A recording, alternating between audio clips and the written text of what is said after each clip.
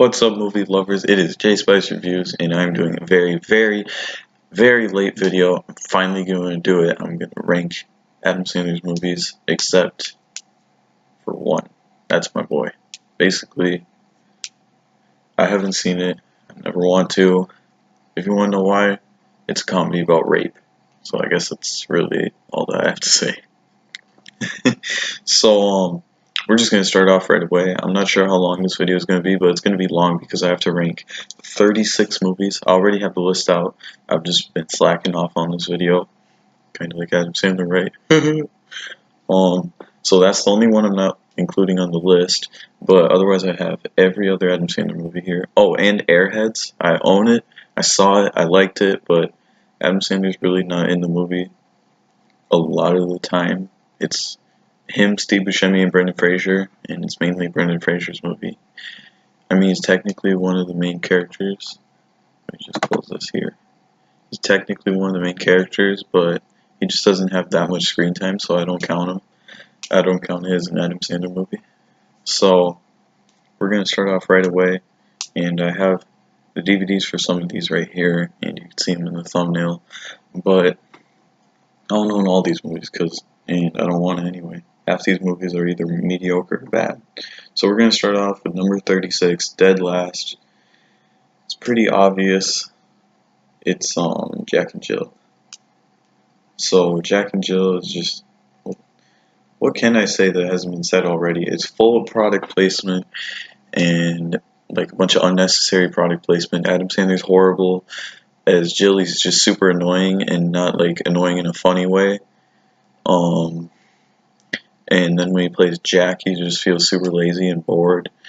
The movie pretty much has no plot, and they go to a cruise ship for no reason.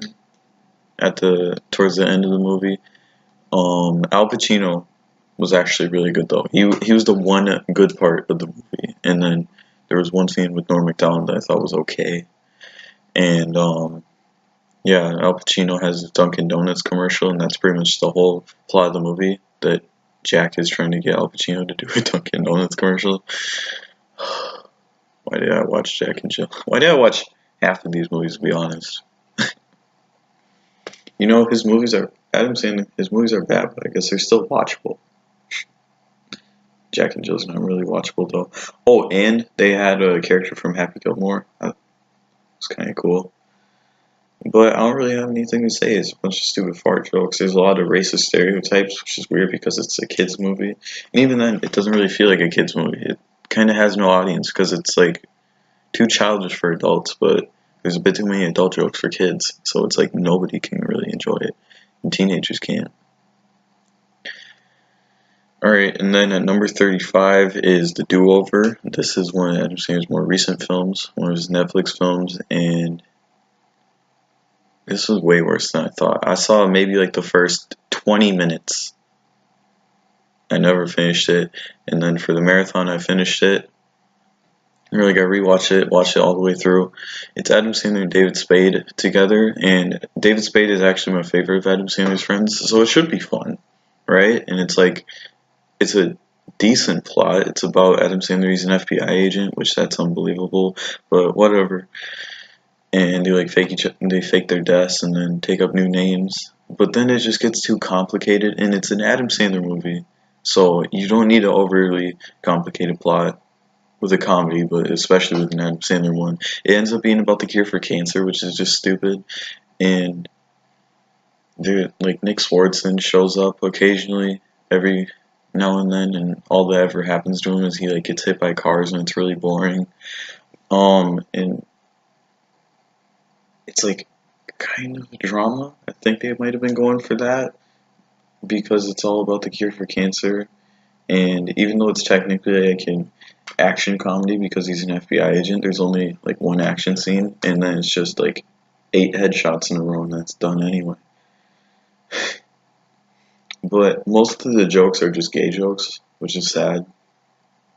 Because say what you will about Adam Sandler's other movies, but at least he has a variety of bad jokes. This is almost all just exclusively gay jokes. It's going to be a while until we get to the good stuff. So now we got number 34, which is Grown Ups 2. Oh, and if you're wondering, I'm looking at the list that I wrote down here. Grown Ups 2 is really bad. I have some nostalgia for it because it's the very first Adam Sandler movie I saw in theaters. Might have been the very first Adam Sandler movie I saw. It was either Grown Ups 1 or 2. But I saw it in 4th grade, so it was like, haha, poop, haha, pee. It was really funny back in the day, but now it's just really dumb. And the thing about Adam Sandler is his, like, stupid humor, it can work if it's well written, but it just seems lazy because he's just like, oh, I'm going to get all my friends together and we're just going to write a couple poop jokes, a couple gay jokes, fat jokes, whatever else, and that's what we're just going to call it a day. People will see it anyway. It's so bad. Grown Ups 2 has like no, it literally has no plot. The first Grown Ups doesn't either, but this one is literally just Adam Sandler and his friends going to different places and doing bad SNL sketches pretty much. Like there's a car wash scene, there's a scene where they jump off a cliff naked, and it's just like, why? Why is this happening? Why was this movie made? Grown Ups would have been better if it was just like a documentary and it was just Adam Sandler and his friends just talking in a room. Because then you could excuse all the bad jokes. So number 33 I actually do own. And I thought this movie was okay. But rewatching it, it was way worse than I thought it was. I was like, oh, it's bad, but it's okay, right? Nope. Grown Ups. It's pretty much like the second movie. All they do is make fun of everybody that isn't them. This first Grown Ups, almost all the jokes are built around the fact, or like them making fun of each other. It's like, haha, Rob Schneider has stupid hair. David Spade's always drunk. Kevin James is fat. And then when they don't have, and then when the jokes aren't just like bad improv one-liners about them making fun of each other, it's just like, oh, haha, he got hit in the nuts. He got hit in the face. And it's just, there was a couple good jokes though. And David Spade was my favorite part again. And yeah, I'm not gonna have a lot of thoughts on these movies, mainly because I haven't seen them in a while. I'm not gonna rewatch any of these bottom ones. And then number 32 is The Ridiculous Six, and that's like the Western Netflix movie that Adam Sandler made, and that's the one where all the Native Americans walked off set. I do give this movie one thing. They hired real Native Americans. That was cool. Even if they walked off set. And deservedly so. And I'm proud that they did that because all the stereotypes, they're not making fun of stereotypes, they're pretty much just reinforcing them. And they all just have like stupid names and they're doing the racist chants and everything. And then there's this one guy who just speaks gibberish. Rob Schneider's a stupid Mexican stereotype. Taylor Lautner is a dumbass, but he's not funny. But there is some moments in this that are just like so insane. You're just like, what the hell? Like this guy, he gets decapitated with a shovel, and then his body's walking around with his head, even though he has his head cut off, his body's still walking around shooting guns. And then there's like Vanilla Ice dancing really crazy like this. Dressed up as Mark Twain.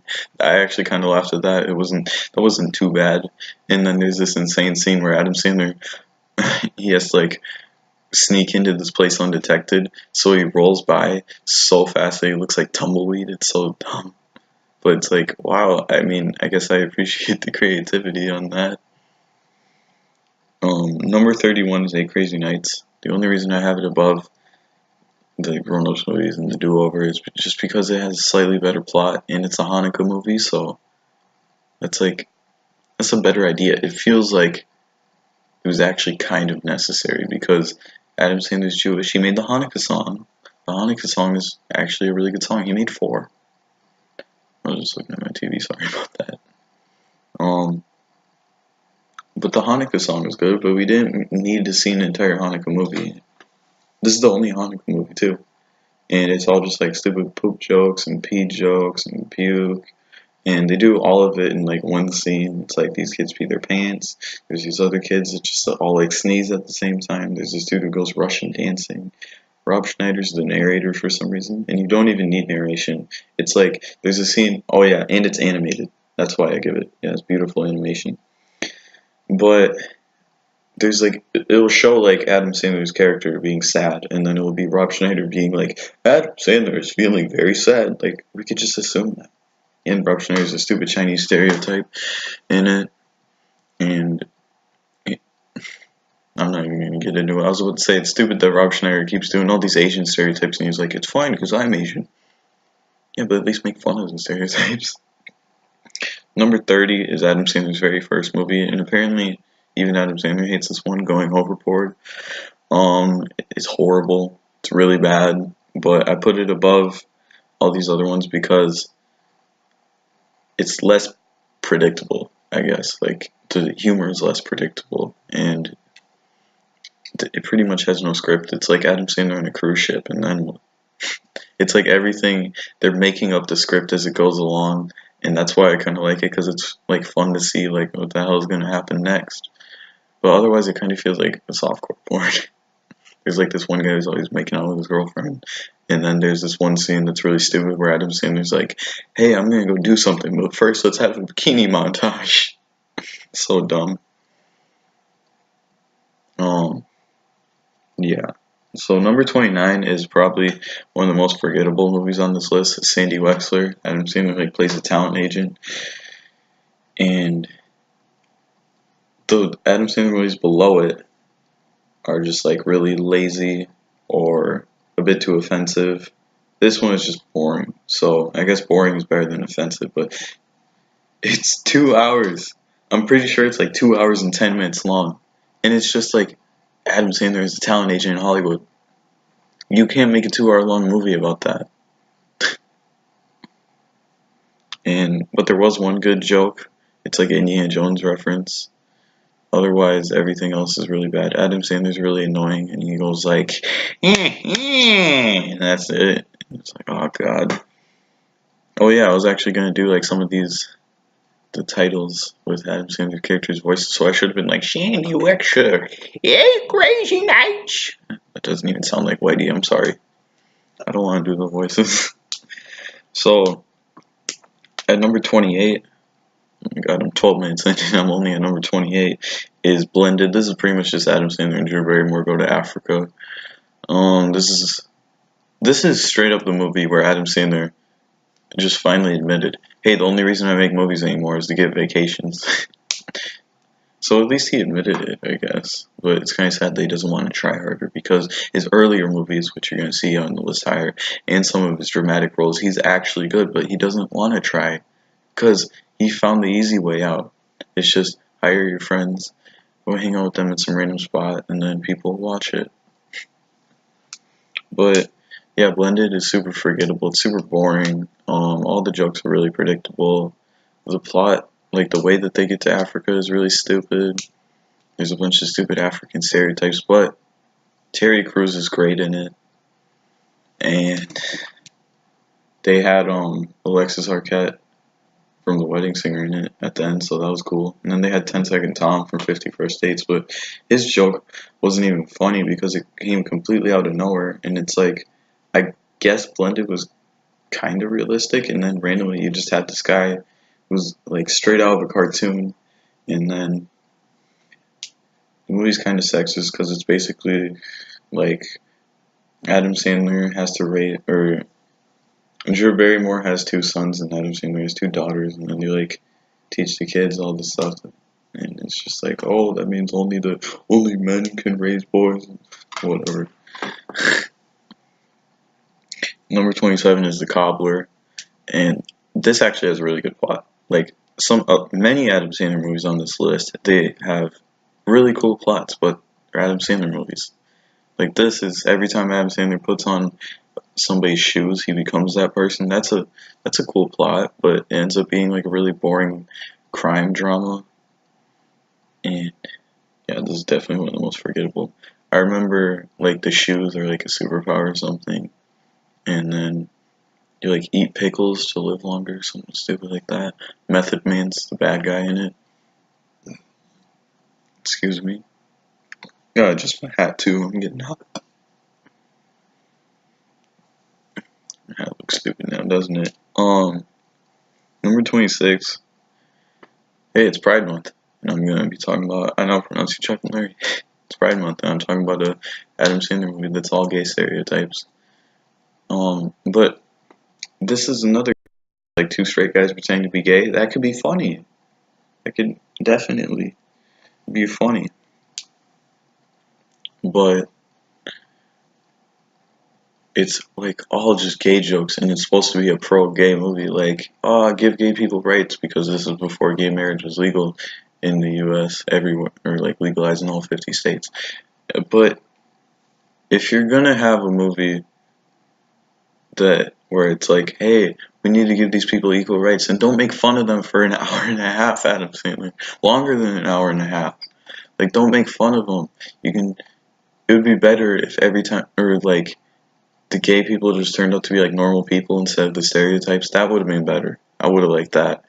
And what's weird is a movie full of gay jokes. The most offensive part is Rob Schneider is a Chinese man, but I guess it makes sense. He's just horrible. I mean, like his voice, and then he looks like this, and he talks like this. It's horrible. But I at least appreciated with this one. I appreciated how the plot was.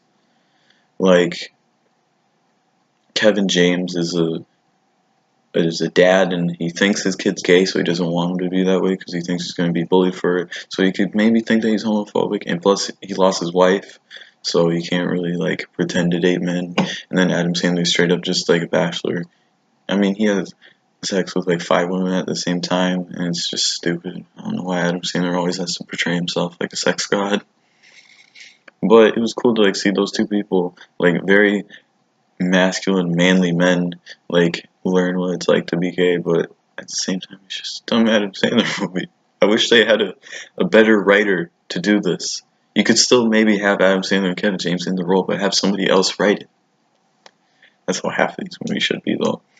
Alright, number 25 is Just Go With It. This movie was actually funny, or it was funnier than I thought it would be. I thought it would be another bad Adam Sandler movie because I think right when Grown Ups came out is when he started being bad because he was mediocre in the 2000s, but then right after Grown Ups is where it's just like really bad. But Just Go With It. It's just like Adam Sandler, and he pretends that Jennifer Aniston is his wife, and I'm actually gonna